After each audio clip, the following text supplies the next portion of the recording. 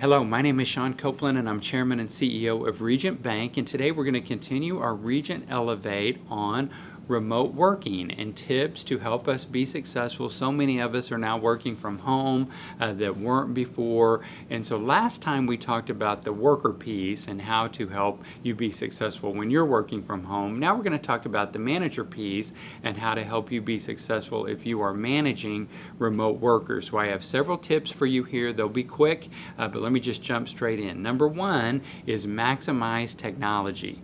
Blind conference calls are boring. They're ineffective. People don't like them.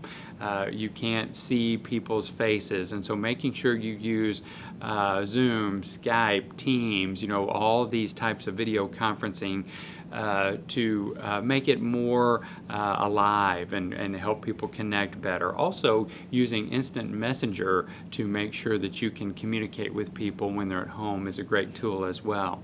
And number two, be time aware. So you might have remote workers who are across different time zones. So be sure not to call them early, late, and be respectful of their time where they are.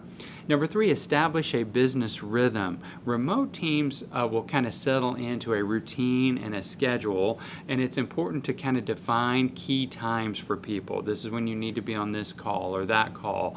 Encourage people not to work all day long and just to develop a true work rhythm. Now, this is a huge pet peeve of mine. Just because people are working from home does not mean you have to engage them in 5 million unnecessary meetings, okay? Just so that you feel like you are managing them. That's not necessary. You can communicate. You don't have to waste a bunch of time in meetings.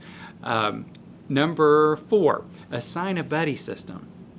So make sure that somebody, if you have a very large team and you don't have the ability to check in regularly, maybe make sure that you have someone that's checking in with each other. A senior member is checking on a junior member just to make sure they're doing okay. Be available and visible. So as the manager, it's going to be very easy to get disconnected with your team, and making sure that while you're not over meeting, making sure that you are connecting with them, seeing their face, checking in with them so that they know that you still care and are interested in what they're doing. Engage every team member. This is similar, but just make sure there aren't any blind spots there within your organization. Make sure that everyone, you're touching all of your team members and not just the ones that you interact with more frequently. Plan a required event. So maybe even have a dinner if you're close by. Maybe go to the park, or maybe meet off site for a meeting where it's outside and you're socially distanced so everybody feels comfortable. But plan an event where everybody has to get together to stay connected. And then finally, always remember awards and recognition. Make sure to give credit.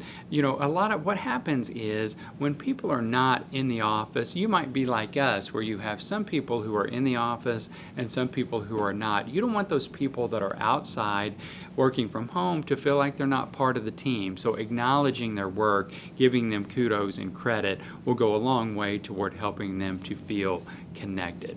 So I hope that these tips for managing a remote team have been helpful to you. Next week we're going to come back and we're going to talk about how do you get promoted during a time when you are working from home. Thank you so much, and we'll see you next week.